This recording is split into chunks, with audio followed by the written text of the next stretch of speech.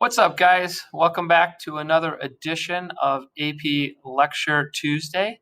I have a very sad and serious topic this week, and that is the final destruction of Native American culture as America began to expand west. Native Americans obviously have not been treated well since Europeans first landed in 1492. From Jamestown and Powhatan to the smallpox that Boston, Massachusetts purposely gave to Native Americans, land has always been taken from Native Americans. However, look at the amount of land that was lost between 1865 and 1890, a 35-year period known as the Indian Wars. Most of the western United States was taken away from Native Americans who had been promised this land at prior times. The Native American Wars were the longest, most expensive wars in American history. It took place over 35 years. It included multiple battles, as you can see from the map. Most of these battles were massacres. Most of these massacres were perpetrated on the Native Americans. In many cases, it was women and children. There were a few famous massacres in which the Native Americans fought back and generally surprised cavalry troops and massacred those cavalry troops, which we'll talk about in a second. All right. Really critical to understanding the entire Native American way of life. There were different types of Native Americans in the West. Some of them lived along the Pacific Ocean and worked and fished, and their primary main source of protein was fish. Some of them lived in the Southwest, and they were adobe Indians that lived in the cliff sides and could move around and find food supply. But the vast majority of Native Americans in the West were nomadic, and they relied seriously on the bison.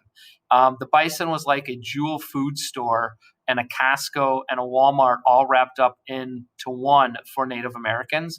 A single bison could provide meat for a family for the entire winter. They would dry it and make jerky out of it. The bladder could be used for containers to hold things, including the stomach could also be used to do this. The bones and the horns were used for weapons. They could be sharpened into knives. They could be used for other items used to cut or tools. And finally, the hides were used for tents, for traverses, which they would move things on, and of course, clothing in the winter. It is very cold in the plains on the winter. Bison are not hard to slaughter. Bison are not scared of anything. They're not even scared of the smell of blood like most animals. So when you hear of a buffalo hunter, literally all you have to do is point and shoot and continue to do so. The hunters that came out for the bison would not take anything but the hides, so they would leave millions of pounds of meat left to rot. And as the bison dried up, this forced the natives into starvation. The whites knew this, and they would purposely say, shoot a bison, kill an Indian. And so the destruction of the bison literally is one of the destructions of Indian culture. Indians slowly were pushed throughout these battles onto reservations. It's entirely key for you to know the reservation policy. Prior to the Civil War, prior to our time period, Andrew Jackson, when he drove the Native Americans out of Georgia, promised the entire western United States, all land west of the Mississippi, to Native Americans. Obviously, this promise was broken quickly. Promises broken by the United States government to Native Americans is a continuity in Native American history. After they realized that there was too much good land and minerals west of the Mississippi, they broke them up into two major reservation systems, north and south of the Platte River, which is in Nebraska. So as you can see here, the Oregon Trail would have slid right through here, and so the major reservations were north and south. This worked until mineral resources were found in many Native American reservations, specifically up here in the Black Hills Gold Rush, and in parts of Colorado when gold and silver were found. And once again, this led to more battles and led to more Native American land being taken. And finally, most Native Americans were driven to Oklahoma, which became the main Native American reservation up until 1921. Okay. Some of the well-known battles that you guys have to be familiar with. Perhaps the worst, the singular worst in the entire relationship between the United States government and Native Americans is the Sand Creek Massacre. Some of the details of the Sand Creek Massacre are so horrific. I am not even going to share them here with you. You can look them up. Basically, it was old men, women, and children. Most of the warriors were gone, and this was a tribe that actually had a peace treaty with the United States government, and yet a local militia commander decided it would be fun to go slaughter Native Americans. The most famous battle during this time period was the Little Bighorn. Little Bighorn was the battle where Native Americans actually surprised General George Armstrong Custer, and he and his men were killed to a man, 212 at the famous Battle of Little Bighorn. They were basically fending off 5,000 Sioux warriors. This was the last victory that Native Americans had over cavalry troops. And then the final battle was not much of a battle. The last Native Americans who were ghost dancers were handing in their weapons and surrendering to the United States government. One of the Native Americans was deaf. He didn't understand what was going on. When a soldier went to take his gun, the gun went off, and the U.S. cavalry opened up with a new weapon called a Gatling gun and basically gunned down the entire last tribe of Native Americans. This was known as the Battle of Wounded Knee. Again, was not a battle. This sums it up more than any. One of the most talked about chiefs was Chief Joseph. His tribe traveled over 3,000 miles to run away from the United States government, even though they never openly had war with the United States government.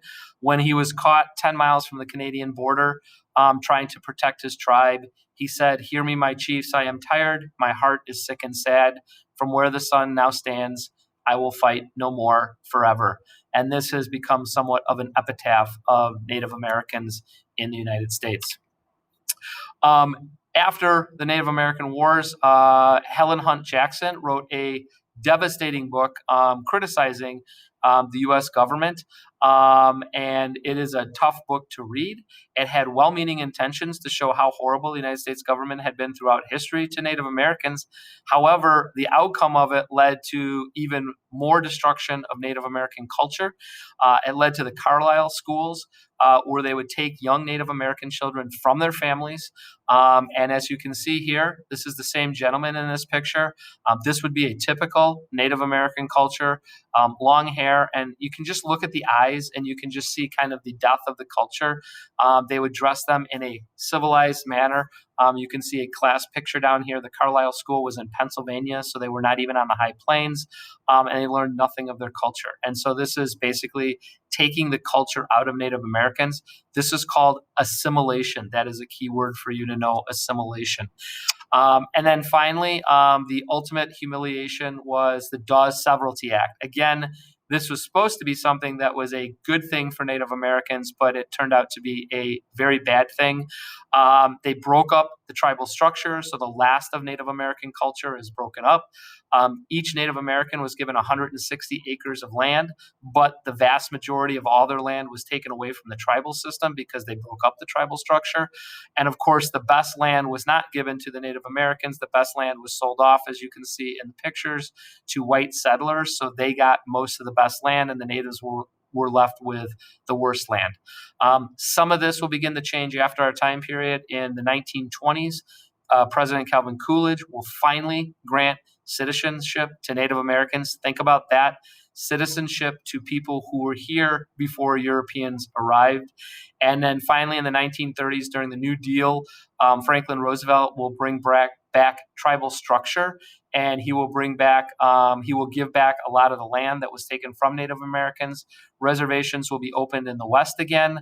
However, even today, many of these Native American reservations are poorer than any other part of the United States, and a lot of Native Americans. Native American population had dropped down to 200,000 by 1900.